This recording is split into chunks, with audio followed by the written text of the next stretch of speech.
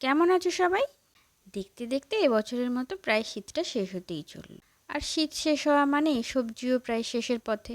তাই শীত শেষ হওয়ার আগেই যদি শীতের সবজি দিয়ে কিছু মজাদার টেস্টি কিছু বানানো যায়, তাহলে তো মন্দ হয় না, বলো?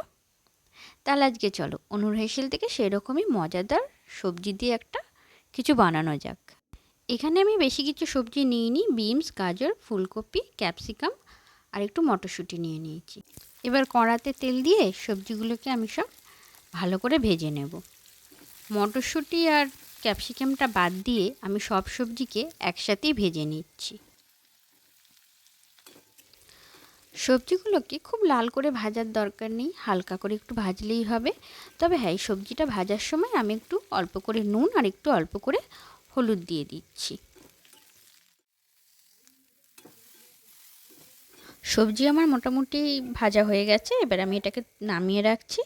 এবার কড়াতে অল্প করে তেল দিয়ে তার মধ্যে একটা শুকনো লঙ্কা আর অল্প একটু জিরে ফোড়ন দিয়ে 1 চামচের মতো আদা দিয়ে একটু নেড়ে তার মধ্যে একটা বড় টমেটোকে কুড়ে দিয়ে দিচ্ছি। দিয়ে অল্প একটুখানি নেড়ে এবার এর মধ্যে আমি গুঁড়ো লঙ্কা, জিরে গুঁড়ো, ধনে গুঁড়ো দিয়ে বেশ ভালো করে একটু মশলাটাকে কষিয়ে নিচ্ছি। এবার এই মশলার মধ্যে আমি দিয়ে দিচ্ছি পোস্ত, কাজু আর কিশমিশ বাটা 2 চামচের মতো দিচ্ছি।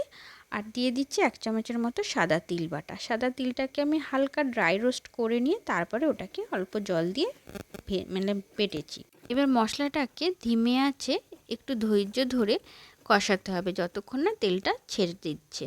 এবার দেখবেন যখন মশলা থেকে তেলটা ছেড়ে আসছে তখন ফ্যাটানো টক দই দিয়ে আরও 2-3 মিনিট একটু কষিয়ে তার মধ্যে হলুদ আর পরিমাণ মতো একটু চিনি দিয়ে বেশ ভালো করে একটু নেড়ে এর মধ্যে ভেজে রাখা সবজি, মটরশুঁটি, ক্যাপসিকাম আর কাঁচা লঙ্কা দিয়ে বেশ ভালো করে একটু মশলার সাথে সবজিগুলোকে কষিয়ে নিতে হবে।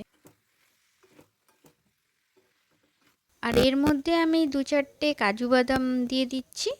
আপনারা চাইলে দিতে পারেন, নাও দিতে পারেন, কোনো অসুবিধা নেই। এবার এই সবজির মধ্যে অল্প করে পরিমাণ মতো জল দিয়ে ঢাকা দিয়ে দিতে হবে। আমার সবজির জলটা দেখুন ফুটে গেছে। আমি আগে নুন দিইনি, সেই জন্য একটু পরিমাণ মতো নুন দিয়ে আবার একটু চাপা দিয়ে দেবো।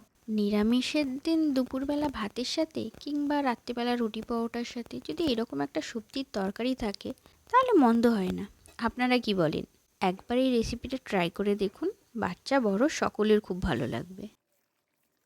আমার রান্না হয়ে গেছে, এবার আমি অল্প একটু কসুরি মেথি আর একটু গরম মশলা দিয়ে এবার নামিয়ে নেব। আজকের রেসিপিটা আপনাদের কেমন লাগলো জানাতে কিন্তু ভুলবেন না। আর যদি ভালো লেগে থাকে তাহলে অবশ্যই একটা লাইক, কমেন্ট আর শেয়ার করতে ভুলবেন না। আর এরকমই যদি নতুন নতুন আরও রেসিপি আপনারা দেখতে চান তাহলে আমার চ্যানেলটা সাবস্ক্রাইব করে পাশের বেল আইকনটা প্রেস করে দেবেন। সকলে খুব ভালো থাকবেন। আবার দেখা হবে আর একটা নতুন রেসিপি নিয়ে।